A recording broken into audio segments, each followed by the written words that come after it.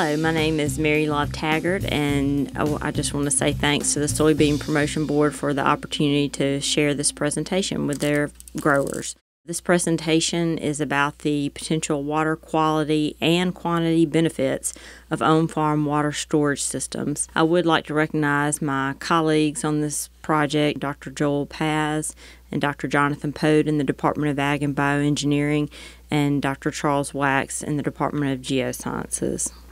I'll go through a little introduction and background information first, then touch on the main objectives of this project and the methods we used, and then I'll discuss our Year 1 data and some preliminary results, and finish with some future work and goals that we hope to accomplish. In 2011, about 3,000 water use permits were approved in the Mississippi Delta, including roughly 1,000 that were issued for the first time as new permits. There were also 176 modifications and about 2,000 renewals. There were approximately 50,000 new irrigated acres in 2011 and 54,000 new irrigated acres in 2012. And of course, as you probably know, about 80% of the water use permits in Mississippi that are issued in the Delta. Now, this equates to roughly 17,500 permits. And in looking at the 2010 breakdown of irrigated acres, we see that most of the acreage is in beans, followed next by corn and rice at about 300,000 acres each. The Mississippi River Basin Initiative was launched in fiscal year 2010 and provided additional funds to address hypoxia in the Gulf of Mexico. It was also about this time that we began to see on-farm water storage systems appearing in the Mississippi Delta, in part due to the additional funding provided through the MRBI initiative. Dr. Charles Wax and Dr. Jonathan Pote had also done some work to show that using surface water could potentially decrease declines in the Mississippi River Valley alluvial aquifer. We believe that the two biggest impediments to the sustainability of agriculture in the Mississippi Delta are declining groundwater levels in the alluvial aquifer and nutrient loads to the Mississippi River and Gulf of Mexico. And on-farm water storage systems can potentially address both of these issues simultaneously. This slide shows our study area. It's in the Porter Bayou watershed, and this watershed is also an EPA priority watershed. And of course, the Porter Bayou drains into the Big Sunflower River. Then on the right side of the slide, you can see a closer picture of the Porter Bayou watershed with farms that have been identified as having an on-farm water storage system. So this project covers 4 main objectives. The first is to determine the nitrogen and phosphorus concentrations in runoff from these water storage systems. Although they are listed in the NRCS Field Office Technical Guide as a BMP, the nutrient reduction benefits of these systems have not yet been documented. Then our second research objective is to quantify the effects of these systems on downstream flow levels in a watershed. The third objective is to disseminate the potential benefits of these systems and increase the adoption of the technology. And the fourth and final objective is to enhance the science education of middle and high school students. We have added a couple of additional objectives. As you saw in the map earlier, we have conducted an inventory of on-farm water storage systems that have been installed in the Porter Bayou watershed. And also, our original plan was to monitor one site, but we have since added a second location, and we've been monitoring 2 sites throughout the course of this project. We also plan to do work with the USDA National Sedimentation Lab in Oxford and use ANAGNIPS, a watershed runoff model, to model sediment and nutrient loads from our 2 study sites. This is just a picture of an on-farm water storage system. These systems typically consist of a tailwater recovery ditch, which you can see on your left, and a water storage pond or reservoir shown on the right side of this image. Water runs off of the fields into the tailwater recovery ditch and is then pumped from the ditch to the pond. The water is stored in the pond until needed for irrigation, when it is then pumped back out to the fields. Most of these systems are cost-shared through NRCS and thus designed by NRCS engineers. The specifications that you see on this slide are those typically used by Mr. Paul Rodrigue of NRCS, who's designed many of these systems in the Delta. These on-farm water storage systems typically have 1 acre of reservoir for every 16 acres of land to be irrigated, so a ratio of 16 acres of irrigated area for 1 acre of reservoir. The reservoir depth is roughly 8 feet, and the reservoir has a 4-foot berm and a minimum 6-inch overflow pipe. The tailwater recovery ditch is designed to hold 0.3 acre-feet of water per acre with a minimum of 10 acre-feet of storage for any system. The ditch is sized to fill the reservoir if pumped 6 times. It's also important to note that the fields are precision leveled and padded and piped. So while center pivot irrigation is normally more efficient than furrow, with these systems you are capturing any water that runs off your fields and using that water again. In each tailwater recovery ditch, we installed a water level sensor to measure the water level and a water quality sign to take continuous measurements of the water's temperature, pH, conductivity, and dissolved oxygen and turbidity. We also installed a watchdog weather station on each farm to collect climate data. At each farm, we are taking grab samples at the inlet, in the tailwater recovery ditch, at the outlet of the ditch, and also in the water storage reservoir. We are sampling approximately every 3 weeks from March through October during the growing season, and then about every 6 weeks from November through February. For each grab sample, we measure the pH, conductivity, dissolved oxygen, turbidity, total and reactive phosphorus, nitrate, ammonia, total nitrate, total nitrogen, total suspended solids, total killed-all nitrogen, and dissolved orthophosphate. This image shows our original site, what we call the Metcalf farm. It has been previously on a rice and soybean rotation, but this growing season they followed some of last year's beans with corn on a couple of the fields.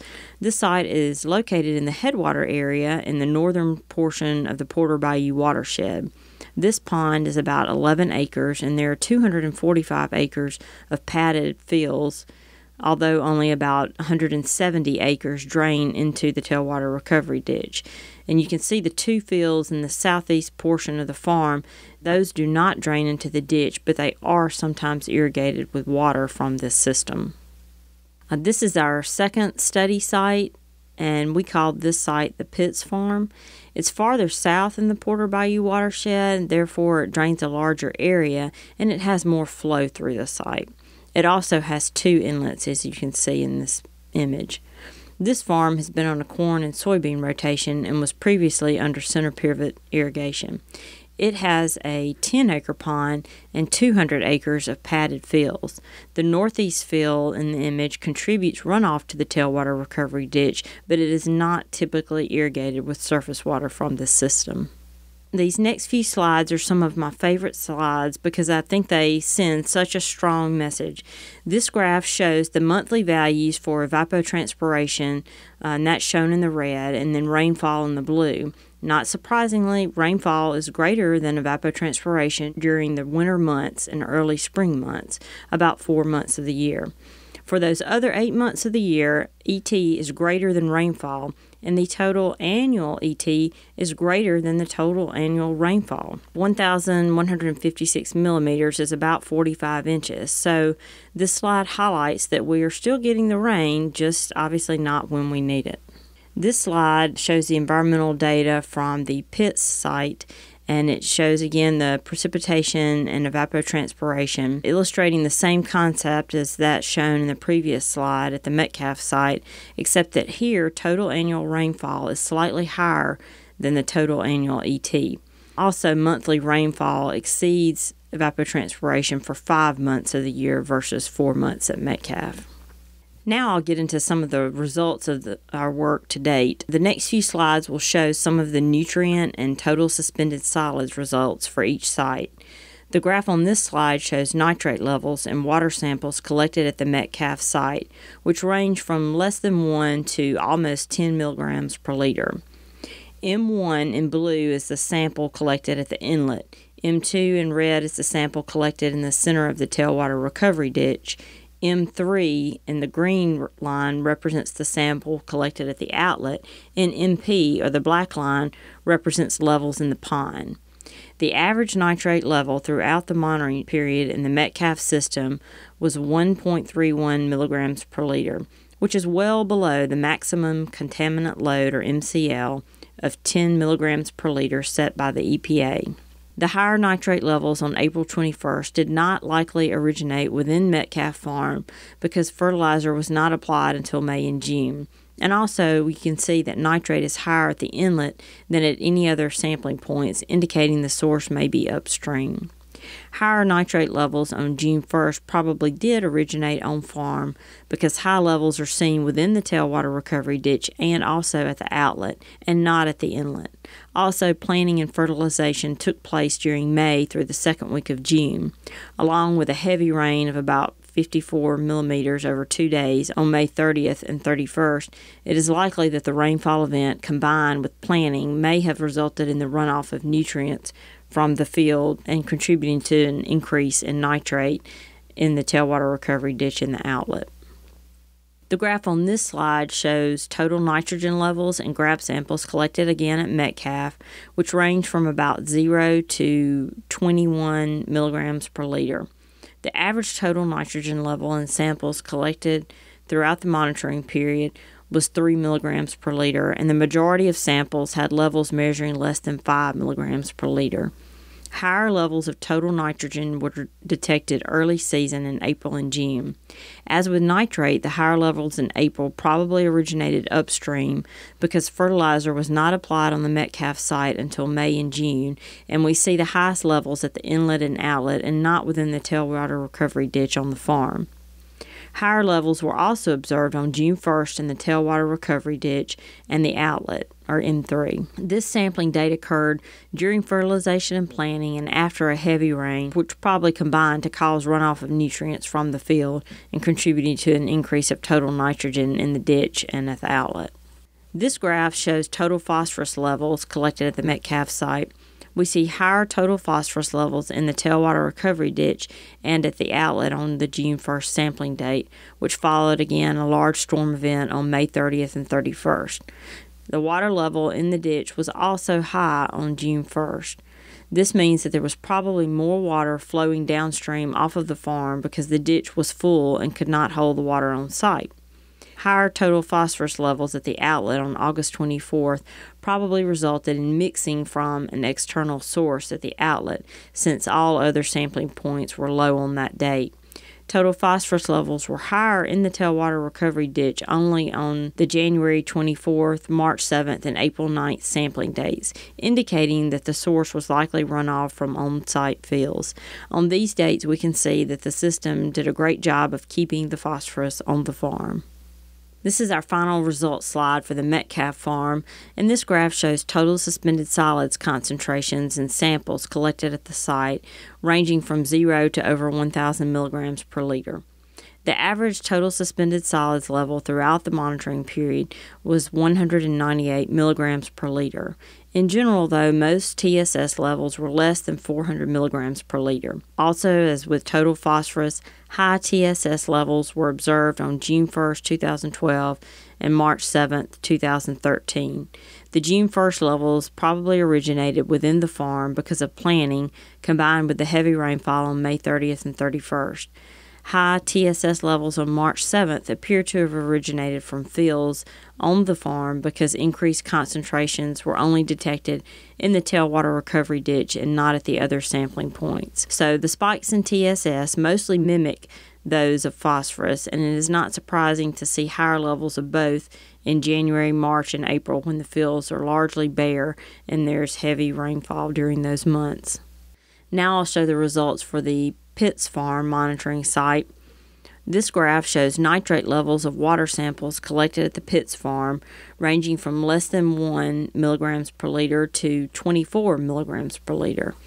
P1 in the blue represents the inlet to the north.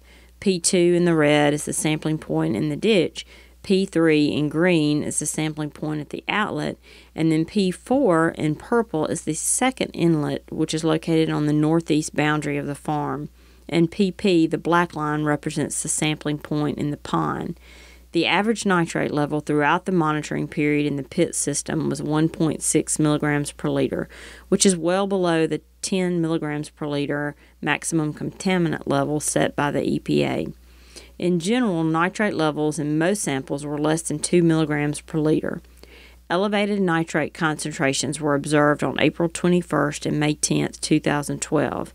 The elevated nitrate on April 21st was only detected at the second inlet along the northeast boundary, indicating that it probably originated upstream.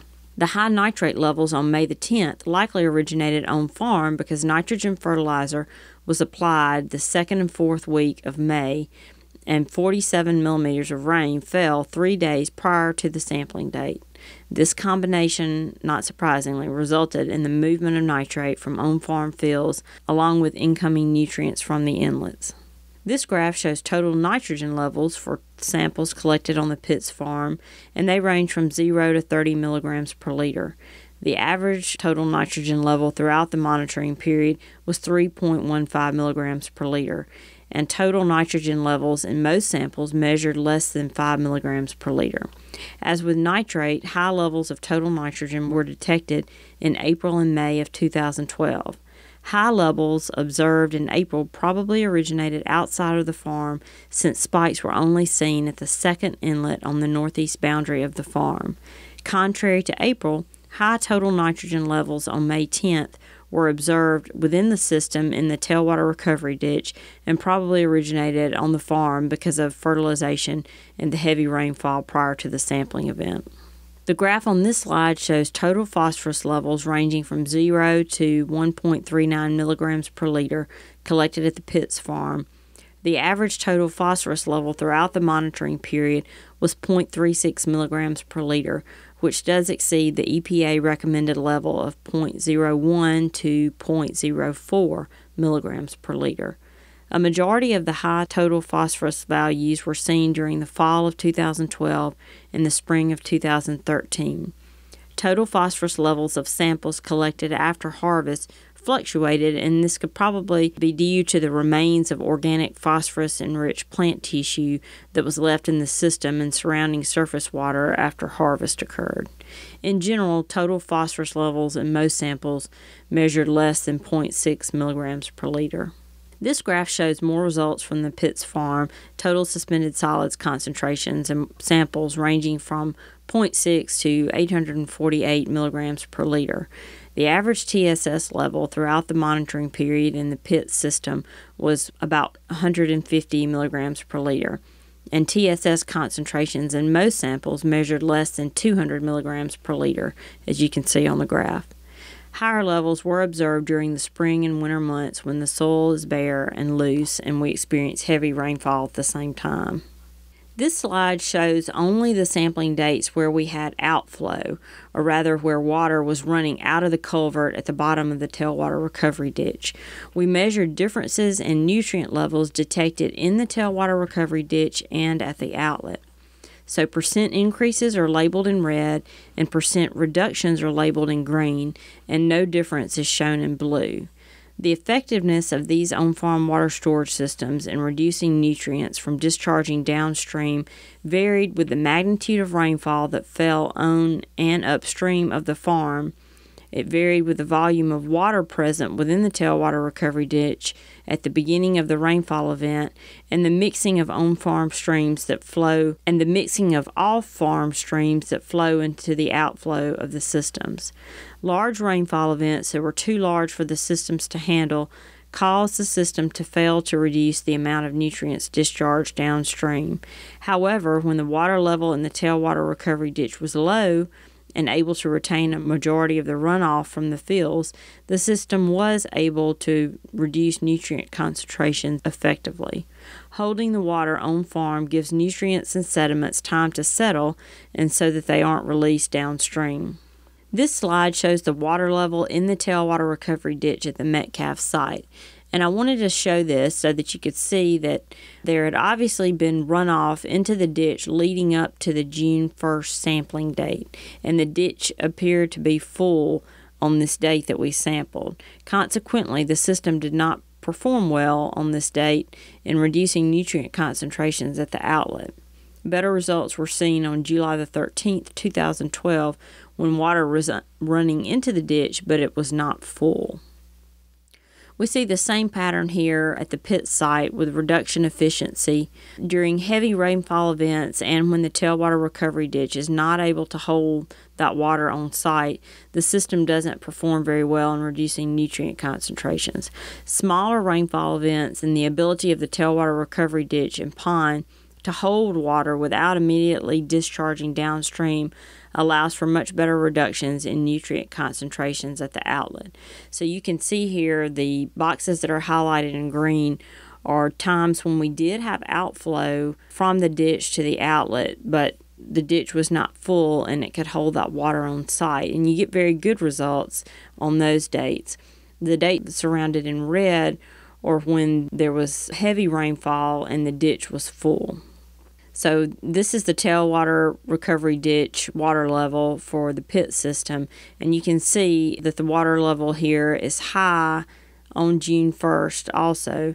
The ditch appears to be full on this sampling date where we did not see much of a reduction in nutrient concentrations. So the water level in the ditch does make a big difference, and you want to keep it pumped out as much as possible. So as I mentioned at the beginning of the talk, and you saw in the graphs that I showed, we have analyzed 1 year of data thus far. We are continuing to monitor these sites and collect data, and when we are done with this portion of the project, we will have at least 3 years of data. Right now, we are seeing mixed results, as you can see, on the ability of these systems to reduce downstream nutrient concentrations. Systems perform better when the tailwater recovery ditch is not full and it can contain the runoff on site. We will be differentiating between rainfall runoff and irrigation runoff, and we will also take into account any background phosphorus levels in groundwater if it is used to supplement irrigation from these surface water systems. Better management would definitely improve the nutrient reduction potential of these systems. For example, just to illustrate this point, the Metcalf system uses a tractor PTO-driven pump to move water from the tailwater recovery ditch to the pond, and this is controlled manually. So the farmer has to go out there and turn that pump on every time he wants to start pumping from the ditch to the pond, and it's not much fun to do that when it's pouring down rain. However, at the pit site, before the 2012 growing season, a pressure sensor was installed to automatically turn on the pump moving water from the tailwater recovery ditch to the pond. So the switch automatically shuts off when the pond is full. This mechanism allows the ditch to remain as low as possible and the pond to remain as full as possible. Now I'll just show a couple of slides on the water quantity benefits of these systems.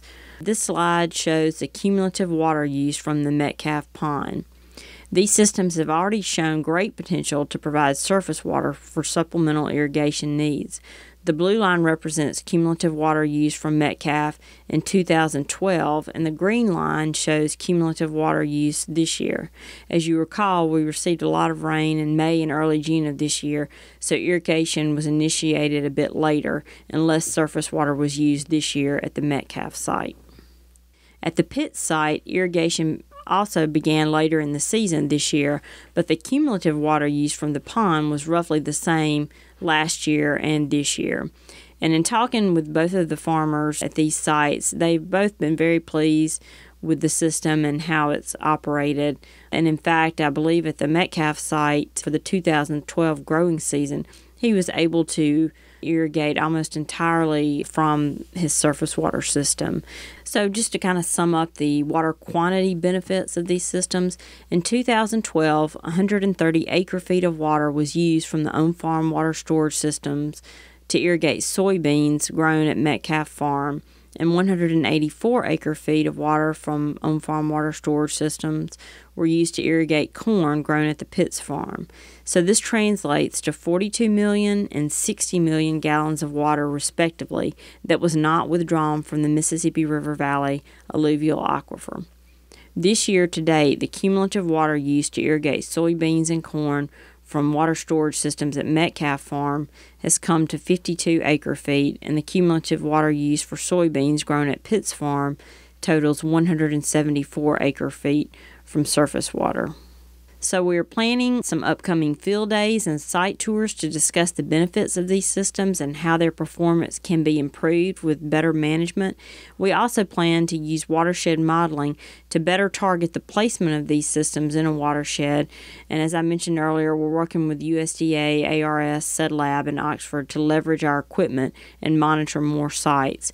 We also plan to look at the economics of these systems under different funding scenarios.